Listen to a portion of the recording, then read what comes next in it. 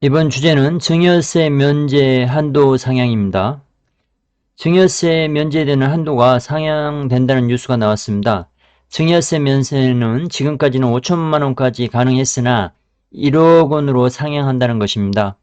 2022년 6월 3일에 기획재정부에서 중장기 조세정책심의위원회 1차 회의를 방기선 차관이 주재하고 있는 모습입니다. 부동산 가격 상승과 물가 인플레이션을 반영해 증여세 면제 구간을 높여서 과도한 과세를 막아야 한다는 것입니다. 증여세 면세 구간을 높이면 세대 간 자본 이전을 용이하게 할 수 있습니다. 세금을 안 내는 구간만큼 쉽게 증여가 가능하기 때문입니다. 추경호 경제부총리 겸 기재부 장관도 상속세와 증여세의 부담을 낮추어야 한다고 밝혔습니다. 상속세와 증여세의 부담이 낮아진다면 세대 간 자본 이전도 쉽게 되고 젊은 세대로의 자본 이전은 경제 활성화에 도움이 됩니다.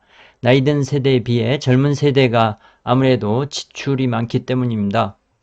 부모가 자녀에게 증여 시 지금까지는 10년 동안 5천만 원까지 무상 증여가 가능했습니다. 최근 10년 동안 합한 금액이 5천만 원까지 세금 없이 증여가 가능한 것입니다.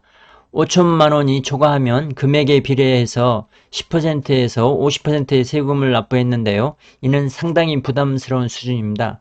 부모가 소득 금액을 지불한 상태에서 증여나 상속을 하게 되면 또다시 세금을 내야 하는데요. 돈을 많이 버는 사람의 경우 15억 원을 벌어서 소득세 5억 원 정도 납부하고 5억 원 증여를 하게 되면 2억 원 정도를 추가로 세금으로 납부해야 합니다. 결국은 나라에 7억 원 정도를 세금으로 내야 하는 것입니다. 증여세와 상속세가 너무 과도한 것은 사실입니다. 과도한 상속세와 증여세를 피하기 위해서 이민을 가는 사람도 있습니다. 증여세 면제 한도는 2014년에 3천만 원에서 5천만 원으로 상향이 되었는데요. 모든 물가도 오른 상황에서 증여세 면세 한도를 상향하는 것이 맞아 보입니다. 2021년의 증여세는 2020년 증여세에 비해서 23.6%나 증가했습니다. 상당히 과도한 상승률입니다. 기재부는 증여세 면제 한도를 높이는 증여세법 개정안을 2022년 9월에 국회에 제출할 방침입니다.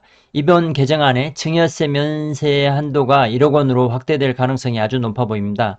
2022년 4월에 유경준 국민의힘 국회의원이 발의한 상속 증여세법 개정안은 국회에 계류 중인데요. 이 개정안에는 성년 자녀의 증여세 면제 한도는 1억 원으로 하고 미성년자는 증여세 면제 한도 5천만 원으로 한다는 내용입니다. 유튜브 처음 영상 내용에 한 달에 100만 원으로 10년 후에 30억 만들기 프로젝트 내용이 나오는데요. 이 내용을 풀어서 이야기하면 한 달 100만 원은 3억 대출했을 때 이자입니다. 3억 원 땅 투자가 잘 될 경우 10년 후에 10배 정도가 오를 수 있습니다. 1964년부터 2013년까지 과거 50년 동안 땅값은 3,000배 올랐습니다. 계산해보면 4.35년마다 2배가 됩니다. 10년 정도 지나면 5배 정도 올랐습니다. 평균보다 운이 좋다면 10배도 기대할 수 있습니다. 3억짜리 좋은 땅을 사게 되면 대출은 2억 원 정도 나옵니다. 나머지 1억 원은 현금이 없는 경우 신용대출을 이용하면 1억 원 정도는 나올 수 있습니다. 물론 직장 생활을 어느 정도 해서 신용이 있어야겠죠. 만약 신용이 없는 자녀들이 투자를 시작한다면 부모가 1억 원 대출을 받아서 증여세 없이 증여해주고 증여받은 자녀가 땅값 3억 원, 대출 2억 원, 증여 1억 원으로 구성이 되겠죠. 땅값 3억 원에 대한 이자 100만 원을 열심히 납부하면 10년 후에 크게 부자가 될 수 있는 토지투자법입니다. 개인적으로 첫째 딸에 5천만 원을 증여를 해주었는데요. 1억 원 증여 한도로 늘어난다면 둘째나 셋째도 쉽게 투자를 할 수 있을 것으로 보입니다. 참고하셔서 성공 투자하세요. 감사합니다.